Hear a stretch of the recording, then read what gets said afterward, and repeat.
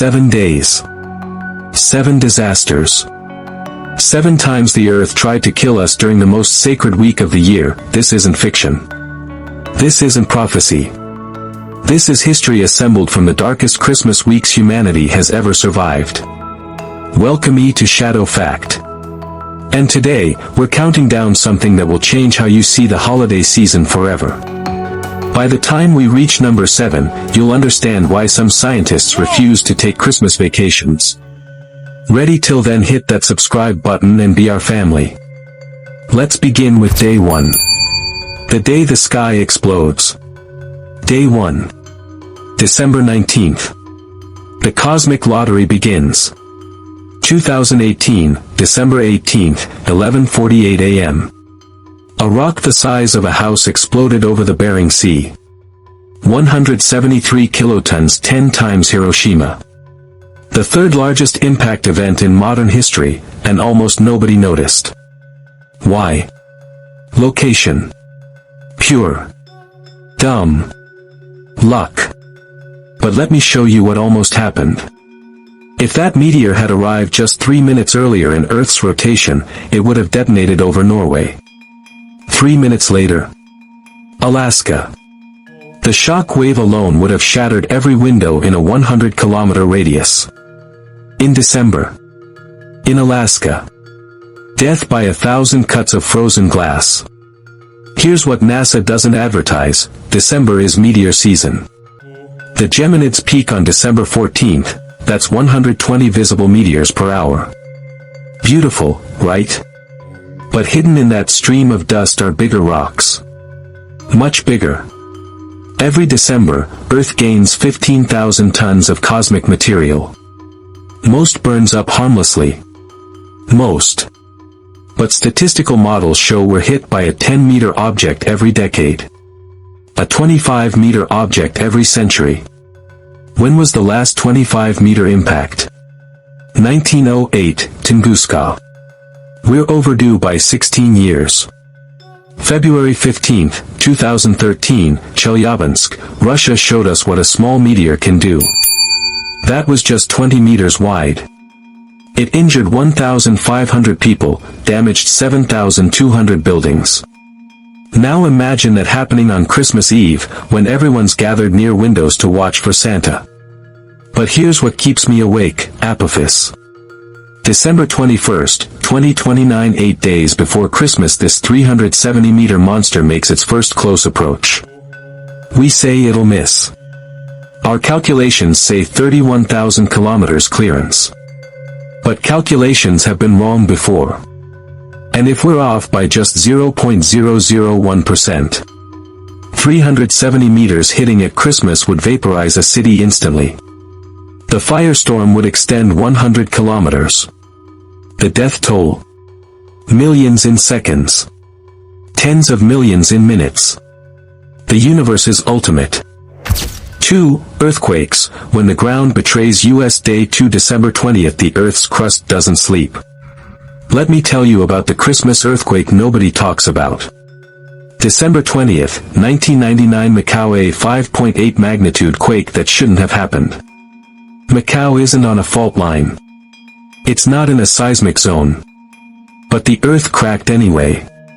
Here's the terrifying truth: we only understand about 60% of why earthquakes happen where they do. The other 40%? Random. Unpredictable. Impossible to forecast. December 23, 1972. Managua, Nicaragua. 6.3 magnitude. The city was preparing for Christmas Eve. 10,000 dead in 30 seconds. But here's the part that haunts seismologists: the earthquake was shallow, just 5 kilometers deep. Shallow quakes are killers. The energy doesn't dissipate. It arrives at the surface like a bomb going off in your basement. Right now, this December, pressure is building on the San Andreas locked and loaded for the big one, the Cascadia subduction zone capable of a 9.2 magnitude, the New Madrid fault. Yes, the middle of America can have massive quakes. Tokyo's fault system overdue by 30 years. But here's what makes Christmas earthquakes especially deadly: winter soil conditions. Cold, wet ground liquefies faster. Buildings don't just collapse, they sink. In Niigata, 1964, apartment buildings tilted over completely intact, like toys pushed over by a child. December 26, 2003. Bam, Iran. The earthquake struck at 5:26 a.m. Families were sleeping in the same rooms, gathered for the holidays. Entire genetic lines, grandparents, parents, children erased in 12 seconds.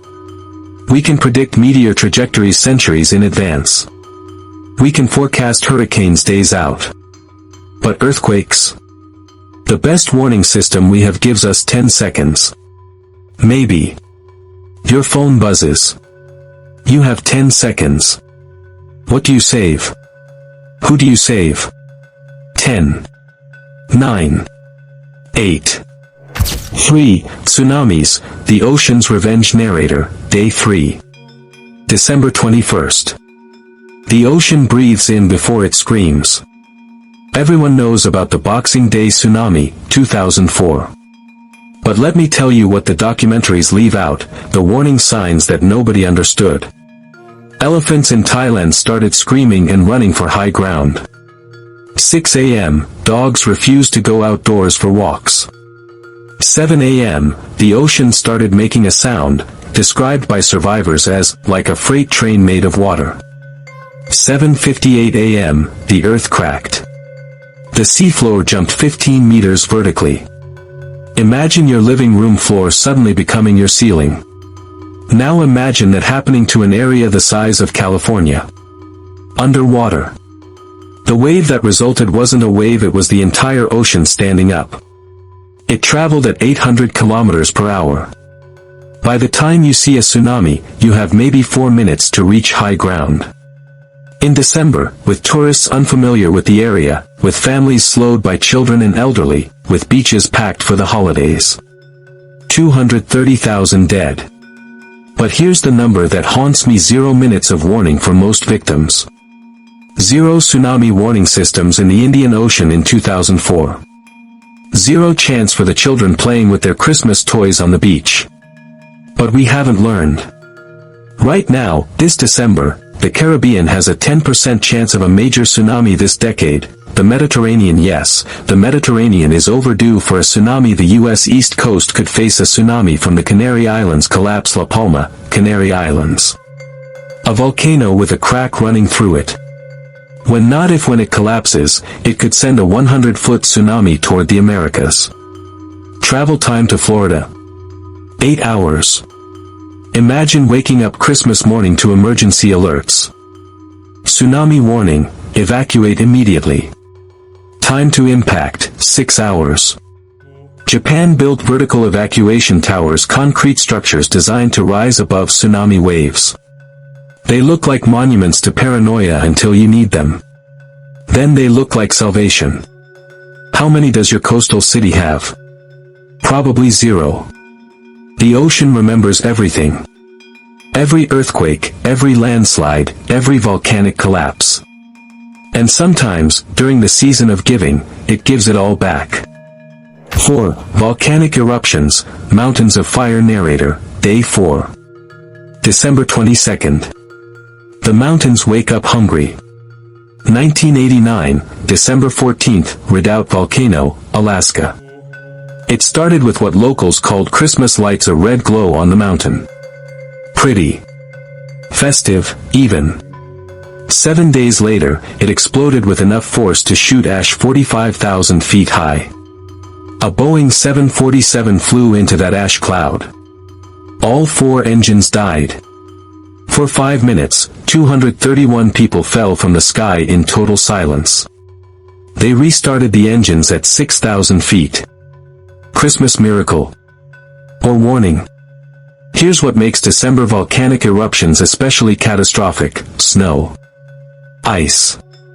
Holiday travel. When lava meets ice, it doesn't just melt it flashes it to steam. The expansion ratio? 1,700 to 1. 1 cubic meter of ice becomes 1,700 cubic meters of steam. Instantly. It's like nature's own fuel air bomb. November 13, 1985, close enough to Christmas season. Nevado del Ruiz, Colombia. A small eruption melted the summit ice cap. The resulting lahar volcanic mudflow traveled 100 kilometers in 2 hours. The town of Armero had 2 hours warning. They didn't evacuate. It's too far away, they said. 23,000 people drowned in mud while rescue helicopters watched helplessly. This December, 42 volcanoes are actively erupting. 1,500 are potentially active. And here's the nightmare scenario nobody talks about: Yellowstone. The supervolcano.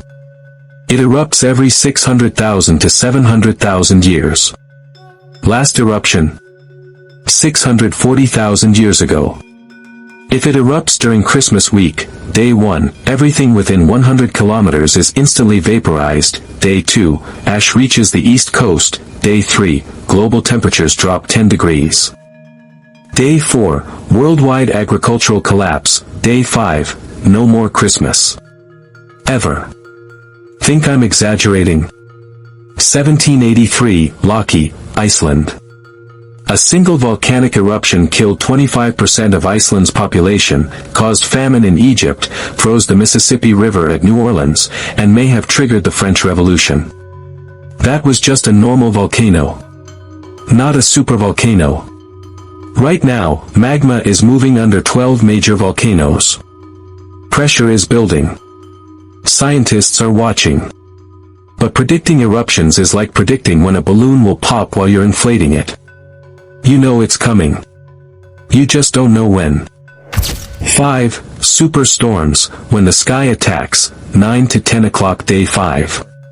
December 23rd. The atmosphere turns predator. 1999, December 26th to 28th. Lothar and Martin, twin storms that murdered Europe during Christmas week. 140 dead. Winds of 260 kilometers per hour. These weren't hurricanes. Europe doesn't get hurricanes. Or so we thought. Climate change is rewriting the rules. The jet stream, Earth's atmospheric steering wheel, is drunk. It wobbles, stalls, and sometimes completely reverses. The result?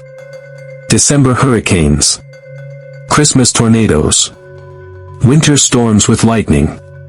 December 23, 2015. Mississippi. An EF4 tornado during Christmas week. It picked up cars with families driving home for the holidays and threw them 300 meters. Tornadoes in December have increased 300% since 1950. But here's the perfect storm scenario: a late-season hurricane colliding with an Arctic blast. Warm meets cold. The atmosphere goes to war with itself.